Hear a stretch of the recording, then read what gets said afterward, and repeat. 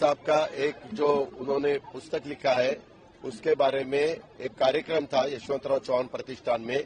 वो कार्यक्रम में मेरे ख्याल से गिरीश कुबेर जी और अपने राजीव खांडेकर जी ऐसे अन्य लोगों ने भी अपने अपने विचार सबके सामने रखे और फिर बाद में लास्ट में पवार साहब उनका खुद का जो कहना है उसके बारे में इसके लिए वो बोलने के लिए उठे। तो बोलते बोलते हमें किसी को पता भी नहीं था। बोलते वक्त उन्होंने 1 मई 1960 से शुरुआत की और कल की तारीख थी 1 मई 2023। तब तक का थोड़ा सा जो कुछ आज तक हुआ उसमें से जो आप सबको साहब को बताना चाहिए था वो साहब ने बताया। हमें भी थोड़ा सा लगा कि साहब ने 1 मई 1960 से शुरुआत करके 1 मई 2023 तक क्यों आए साहब। लेकिन बाद में पता चला ये सब बताते वक्त साहब ने बोला कि मेरा एज अभी 83 हुआ है, कहीं ना कहीं रुकना चाहिए, इसीलिए पार्टी का जो जिम्मेवारी है प्रेसिडेंटशिप की वो मैं उसका इस्तीफा दे रहा हूं। और उन्होंने एक कमेटी डिक्लेयर की और वो कमेटी ने बैठकर साहब के बाद उस जगह किसको बिठाना है उसके बारे में चर्चा करनी चाहिए, ऐसे पवार साहब ने बताया। ये कोई भी राष्ट्रवादी कांग्रेस पार्टी को लीडर को अच्छा नहीं लगा। यहाँ जितने भी कार्यकर्ता आए थे उनको अच्छा नहीं लगा, जो भी बाकी के सुनने के लिए आए थे किसी को भी वो अच्छा नहीं लगा। और कोई रोने लगा, कोई अपना मन की बात वहां कह नहीं सका, ऐसा सब हुआ। वो सब साहब देख रहे थे, साहब ने सब देखा। उसके बाद पवार साहब घर पे चले गए सिल्वर ओक पे और वहां जाने के बाद हम कुछ लोग ऊपर बैठे थे। ऊपर बैठने के बाद 4 साढ़े 4 बजे हम भी वापिस सिल्वर ओक चले गए। वहां भी 15-20 लीडर लोग बैठे थे और सबने साहब को बताया कि साहब कार्यकर्ता बहुत नाराज हुआ है।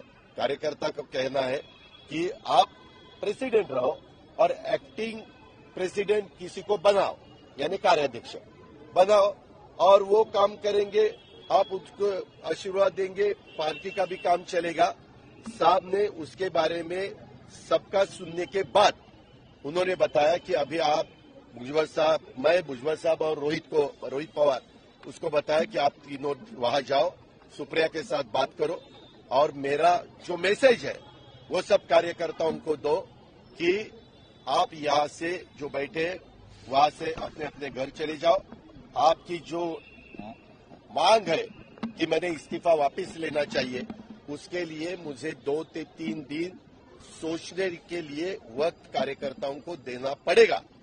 कार्यकर्ताओं ने उनका मेरा सुनना चाहिए और ये यहाँ से कार्यकर्ता उठ के अपने अपने घर जाए, वहाँ घर जाके खाना खाए, नाश्ता करे। जो भी उन्होंने आज सुबह तक कुछ नहीं किया वो उसको उनकी तबीयत के लिए भी वो ठीक नहीं है, इसीलिए उन्होंने वैसा हमें बताया है और वैसा आह्वान हमने सबको किया है।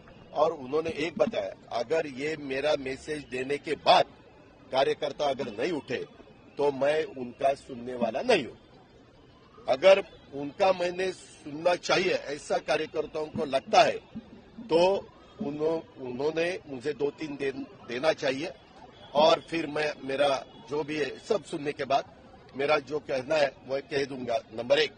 नंबर 2, अलग अलग डिस्ट्रिक्ट से हमारे पार्टी के प्रेसिडेंट हो, हमारे एमएलएज हो, हमारे एमपीज हो, ऐसे बहुत से कार्यकर्ताओं रिजाइन करना शुरू किया है। उन्होंने कहा कि ये तुरंत बंद कर दो, किसी ने भी इस्तीफा देने की जरूरत नहीं। एज अ राष्ट्रवादी कांग्रेस पार्टी एक परिवार के नाते सबने मेरा सुनना चाहिए और 2-3 दिन दे दो। मैंने भी सबके सामने ये रखते हुए मैंने खुद ने 7-8 दिन सोचा और सोचने के बाद मैंने वो मेरी मन की बात लोगों के सामने, कार्यकर्ताओं के सामने रखी है।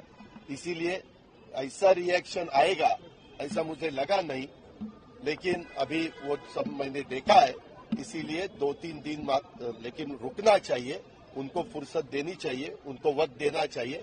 उसके बाद वो सबका सुनकर ठीक तरह से डिसीजन देंगे। कार्याध्यक्षाबाबत काही प्रपोजल